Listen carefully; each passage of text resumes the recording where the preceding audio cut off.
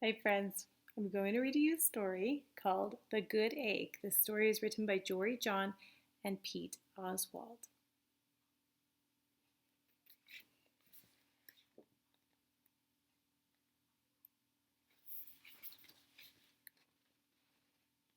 Oh, hello. I was just rescuing this cat. Know why? Because I'm a good egg. A very good egg.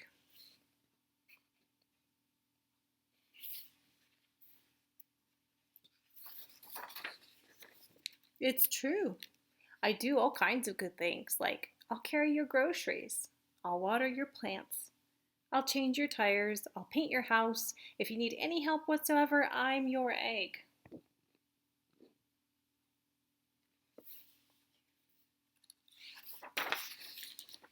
I've always been a good egg. It's been this way from the start, even in my earliest days, back at the store. See, there's the farmer's market. This truck says fresh eggs. There were a dozen of us living together under one recycled roof. There was Meg and Peg and Greg and Clegg and Shell and Shelley and Sheldon and Shelby and Egbert and Frank and the other Frank.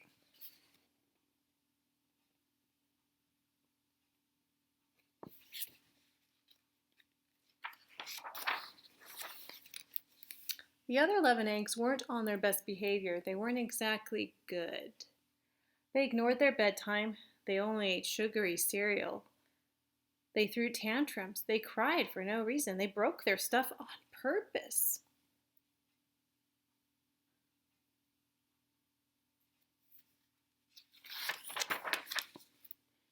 Meanwhile, I tried to take charge. I tried to fix their bad behavior. I tried to keep the peace because I was a good egg.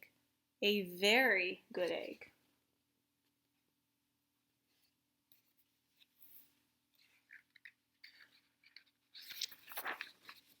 Nobody seemed to care, though. Every night I was exhausted. My head felt scrambled.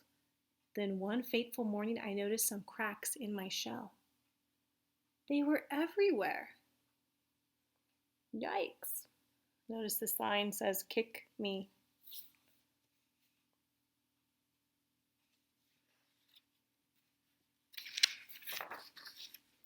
My doctor said it was from all the pressure I was putting on myself, the pressure of making sure everybody was as good as me. I was cracking up, literally. Something had to change. I'd had enough.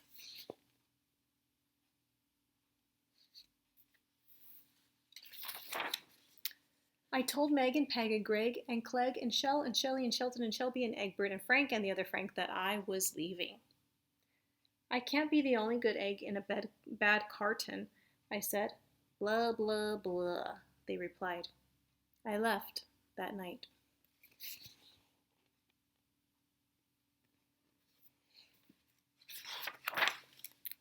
I wandered from town to town. The hours became days. The days became weeks. I lost track of time. I was alone. Out there on the road, under the stars, I really tried to focus on myself and what I needed.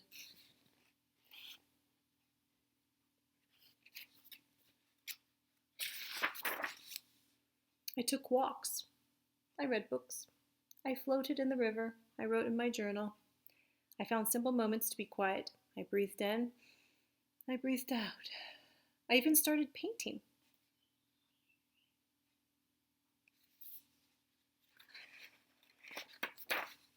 For once, I found time for me. And guess what? Little by little, the cracks in my shell started to heal. My head no longer felt scrambled.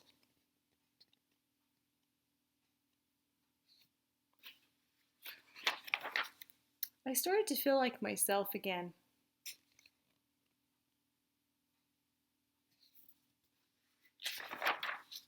So I've made a big decision.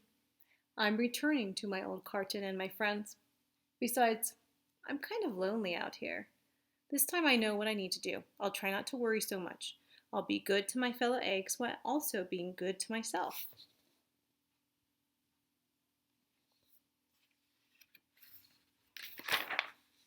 Here we go.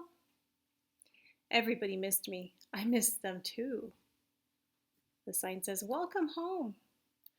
Hello, Meg. Howdy, Peg. Hey, Greg. Greetings, Clegg. What's up, Shell? Aloha, Shelly. Hey, yo, Sheldon. Hi, Shelby. Good day, Egbert. What's happening, Frank? Howdy do, other Frank.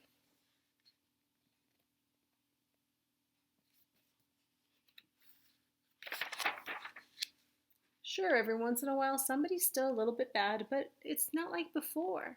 Here's what I realized. The other eggs aren't perfect, and I don't have to be either. I'm okay with that.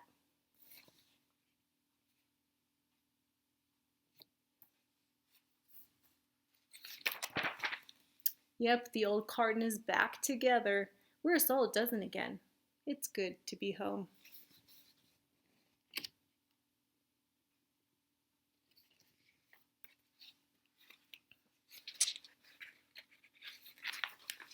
And that is the end. So did you enjoy this story? The good egg? It is nice to accept others the way that they are and to, I don't know, give yourself a break every once in a while. Just take that into perspective. Well, thank you for joining me with this story. I will see you again next time.